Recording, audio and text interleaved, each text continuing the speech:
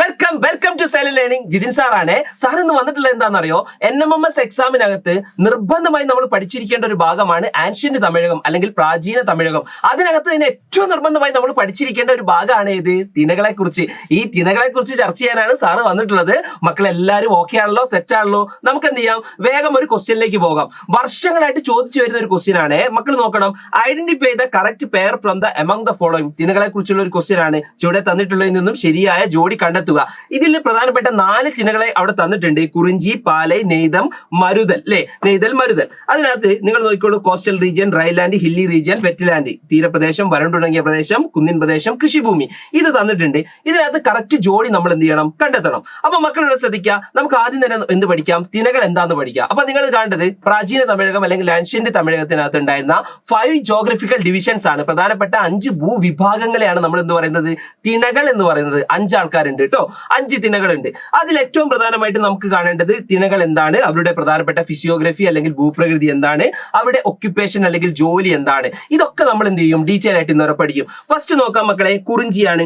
കുറിഞ്ചി എന്ന് പറഞ്ഞാൽ എങ്ങനെയുള്ള സ്ഥലമാണ് മക്കളെ? കുറിഞ്ചി എന്ന് പറഞ്ഞാൽ മക്കൾ നോക്കിക്കോ, കുറിഞ്ചി എന്ന് പറഞ്ഞു കഴിഞ്ഞാൽ പ്രധാനമായിട്ടും അത് ഹില്ലി റീജിയൻ ആണ്. ഹില്ലി റീജിയൻ ആണ്. അപ്പൊ നിങ്ങൾ കണ്ടത് അവിടെ എന്താണ്, കുന്നിൻ പ്രദേശമാണ് ഇത് കുറിഞ്ചി എന്ന് പറയുന്നത്. കുന്നിൻ പ്രദേശമാണ് ഇത് കുറിഞ്ചി. അപ്പൊ കുന്നിൻ പ്രദേശമാകുമ്പോൾ ആൾക്കാരെ ജോലി എന്ന് പറഞ്ഞാൽ എന്താണ്, hunting and collection of forest resources ആണ്. അതായത് പ്രധാനമായിട്ട് ആൾക്കാരുടെ ജോലി വേട്ടയാടലും അതുപോലെ തന്നെ എന്താണ്, വനവിഭവ ശേഖരണമാണ്. വനവിഭവ ശേഖരണം, ഇതാണ് ആൾക്കാരുടെ ജോലി. ഓക്കെ, ക്ലിയർ അല്ലേ? രണ്ടാമത്തെ നോക്കാം, ഏതാ മക്കളെ? മുല്ലയാണ്. മുല്ലൈ പ്രദേശം എന്ന് പറഞ്ഞാൽ തന്നെ ഗ്രാസ് ലാൻഡ് ആണ്. ഗ്രാസ് ലാൻഡ് എന്ന് പറഞ്ഞാൽ മക്കൾക്കറിയാം എന്താണ്, പുൽമേടാണ് അല്ലേ? പുൽമേട് ആകുമ്പോൾ സ്വാഭാവികമായിട്ട് അവരുടെ ജോലി എന്തായിരിക്കും, ഇതുപോലെ റെയറിംഗ് ഓഫ് കാറ്റിലാണ്. കന്നുകാലികളെ വളർത്തുന്നതാണ് എന്ത്, ആൾക്കാരുടെ ജോലി കേട്ടോ. കന്നുകാലി വളർത്തലാണ് ആൾക്കാരുടെ ജോലി. കന്നുകാലി വളർത്തൽ. ഓക്കെ, റെഡി ആണല്ലോ? ഇനി അടുത്ത നോക്കിക്കോളൂ, പാലയാണ്. പാലൈന്റെ പ്രത്യേകതകൾ ശ്രദ്ധിക്കുക. പാലൈന്റെ പ്രത്യേകത അത് ഡ്രൈ ലാൻഡ് ആണ്. ഡ്രൈ ലാൻഡ് എന്ന് പറഞ്ഞാൽ മക്കൾക്കറിയാം വരണ്ട പ്രദേശമാണ് അല്ലെ? വരണ്ട പ്രദേശമാണ് ഇത് പാലൈ.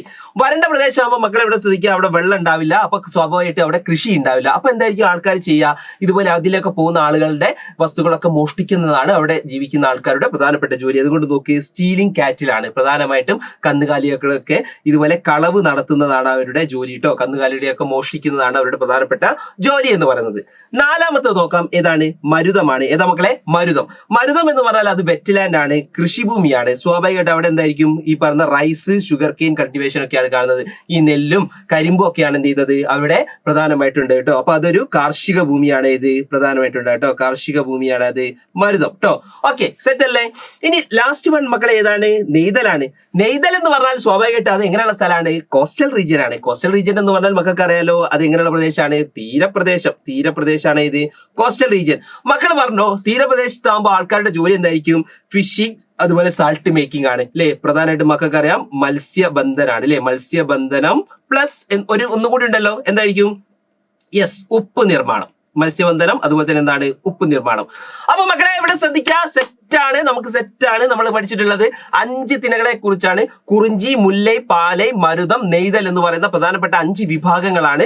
അതിൽ പ്രധാനമായിട്ടുള്ള അതിന്റെ ഫിസിയോഗ്രഫി പറഞ്ഞു, ഭൂപ്രകൃതി പറഞ്ഞു, അവിടെയുള്ള ജോലികളും നമ്മൾ പറഞ്ഞു അല്ലെ? അപ്പൊ കുറിഞ്ചി ഹില്ലി റീജിയൻ എന്ന് പറഞ്ഞു, മുല്ലൈ എന്ന് പറഞ്ഞാൽ ഗ്രാസ് ലാൻഡ് അല്ലെങ്കിൽ പുൽമേടാണ്, പാലൈ എന്ന് പറഞ്ഞാൽ ഡ്രൈ ലാൻഡ് അല്ലെങ്കിൽ വരണ്ട പ്രദേശമാണ്, മരുതം എന്ന് പറഞ്ഞാൽ കാർഷിക ഭൂമിയാണ് അല്ലെങ്കിൽ വെറ്റ്ലാൻഡ് ആണ്, നെയ്തൽ എന്ന് പറഞ്ഞാൽ തീരപ്രദേശമാണ് അല്ലെങ്കിൽ കോസ്റ്റൽ റീജിയൻ ആണ്. അവിടുത്തെ ജോലികളും നമ്മൾ എന്ത് ചെയ്തിട്ടുണ്ട്, പറഞ്ഞിട്ടുണ്ട്. മക്കളെ നിർബന്ധമായും ഇത് പഠിച്ചിരിക്കണം കേട്ടോ. NMMS എക്സാമിനൊക്കെ നിർബന്ധമായും ഇത് ചോദിക്കുന്ന ഒരു ഭാഗമാണ്. അതുകൊണ്ടാണ് ഈ വീഡിയോ നമ്മൾ ചെയ്യുന്നത്.